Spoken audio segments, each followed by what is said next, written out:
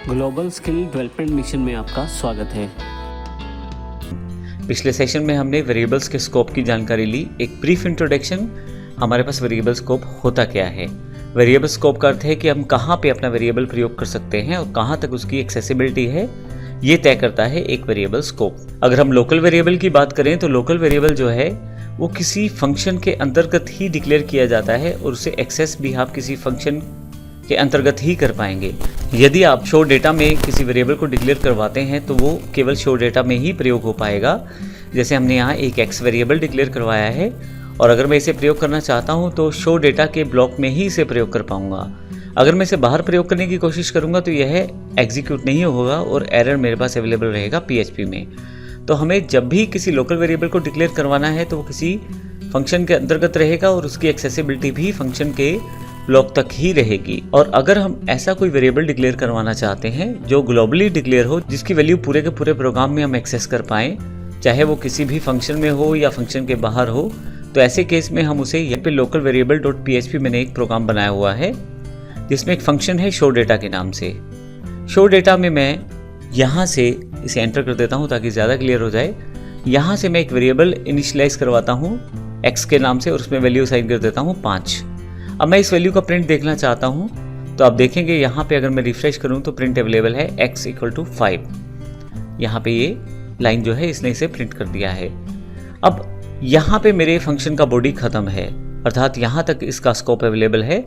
जब भी आप किसी वेरिएबल को किसी फंक्शन के अंदर डिक्लेयर करवाएंगे तो वो वेरिएबल जो है उस पर्टिकुलर फंक्शन से रिलेटेड हो जाएगा और केवल उसी फंक्शन के अंतर्गत ही चल पाएगा। और यहाँ पे यह जो वेरिएबल x है वो शो डेटा फंक्शन के बाहर नहीं चल पाएगा क्योंकि इसका ब्लॉक यहाँ पे खत्म हो जाता है। तो अगर मैं यहाँ बाहर आकर इस x को यूज करने की कोशिश करूँ, जो कि मैंने एक अलग लाइन में, लाइन बिल्कुल सेम है, केवल मैंने आउटसाइड ऑफ फंक्शन इस मैसेज चेंज किया है। मैं सेव करता हूँ और इसे रन करने की कोशिश करता हूँ तो आप देखेंगे एक एरर है। हालांकि मैसेज तो प्रिंट हो गया है लेकिन एरर है, x की वैल्यू हमारे PHP को नहीं मिल पा रही। उसका रीज़न ये है कि हमारा जो x था, क्योंकि वह लोकल वेरिएबल था, एक फंक्शन के अंदर डिक्लेयर करवाया हुआ वेरिएबल था, इस कारण से उसका जो स्कोप था इस फंक्शन तक ही लिमिटेड था। इससे बाहर आप एक्सेस नहीं कर पाएंगे x को। तो ये एक लोकल स्कोप की लिमिटेशन रहती है और लोकल वेरिएबल्स का अपना बेनिफिट भी रहता है और एक डिसएडवांटेज भी रहता है। बेनिफिट इसका ये है कि जब आप फंक्शंस के साथ कार्य करते हैं तो बड़ी आसानी से आप लोकल वेरिएबल्स को क्रिएट करके लोकली डेटा साइन करके कार्य कर सकते हैं। लेकिन एक डिसएडवांटेज ये रहता है कि आप बाहर उस डेटा को एक्सेस नहीं कर पाएंगे। इसी तरह से हमारे पास एक और एग्जांपल है ग्लोबल वेरिएबल। यह लोकल का सोल्यूशन है। अगर आपको किसी कारण से डेटा बाहर चाहिए तो उस केस में आप ग्लोबल वेरिएबल का प्रयोग कर सकते हैं। लेकिन ग्लोबल वेरिएबल को समझाने से पहले मैं एक समस्या बता देता हूं जो ग्लोबल वेरिएबल्स में आती है, ताकि हमें जब ग्लोबल वेरिएबल का प्रयोग करें तो उसकी ज़्यादा जानकारी रहे। ग्लोबल वेरिएबल को डिक्लेयर करने के लिए आपको ज़्यादा कुछ नहीं करना। उसके लिए आपको केवल एक वेरिएबल बाहर डिक्लेयर करना है, किसी फंक्शन के अंतर्गत डिक्लेयर नहीं करना। अब अगर मैं x को यहाँ डिक्लेयर कर देता हूँ तो इसकी एक्सेप्टेबिलिटी या इसका जो स्कोप है वो इस पूरे के पूरे PHP स्क्रिप्ट में अवेलेबल रहेगा। अब इसमें फंक्शन डिस्प्ले डेटा भी है, फंक्शन शो डेटा भी है, यहाँ भी मैं x को प्रयोग कर सकता हूँ। लेकिन एक प्रॉब्लम PHP में ये है कि डायरेक्टली C लैंग्वेज या C++ की तरह जो भी ग्लोबल वेरिएबल्स होते हैं वो यहाँ पे डायरेक्टली अपनी वैल्यूज़ को प्रयोग नहीं कर पाते। हमें यहाँ पे उन्हें रीअसाइन करना पड़ता है इन वेरिएबल्स को प्रयोग करने के लिए। लेकिन अब जब आप रीअसाइन करेंगे वैल्यू तो दिक्कत ये आ जाएगी कि वो वैल्यू चेंज हो जाएगी। जैसे यहाँ 100 है और अगर मुझे यहाँ दोबारा इनिशियलाइज नहीं करूँगा वेरिएबल को तो फिर एरर रहेगा और मैं इसको प्रयोग नहीं कर पाऊँगा। जैसे यहाँ पे अगर आउटपुट देखें तो यहाँ पे 3 आ रहा है क्योंकि मैंने यहाँ पे 3 प्रिंट करवाया है। दोबारा यहाँ पे जो वैल्यू प्रिंट करवाई है मुझे वो 7 है, वो 7 आपके पास यहाँ अवेलेबल हो जाएगा। जबकि अगर ग्लोबल वेरिएबल की वैल्यू जो हमारे पास आनी चाहिए वह 100 आनी चाहिए।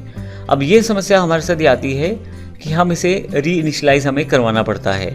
लेकिन PHP में इस चीज़ का सोल्यूशन दिया गया है ग्लोबल कीवर्ड के साथ। अगर आप किसी ऐसे वेरिएबल को प्रयोग करना चाहते हैं जो ग्लोबल है और उसका प्रयोग किसी फंक्शन के अंतर्गत करना चाहते हैं तो ज़रूरी है कि आप उसके लिए ग्लोबल कीवर्ड का प्रयोग भी करें साथ में, ये डिफाइन करने के लिए कि ये जो हमारे पास वेरिएबल है ये ग्लोबली डिफाइंड है और यह लोकल वेरिएबल से अलग है या लोकल वेरिएबल के रूप में ना समझा जाए।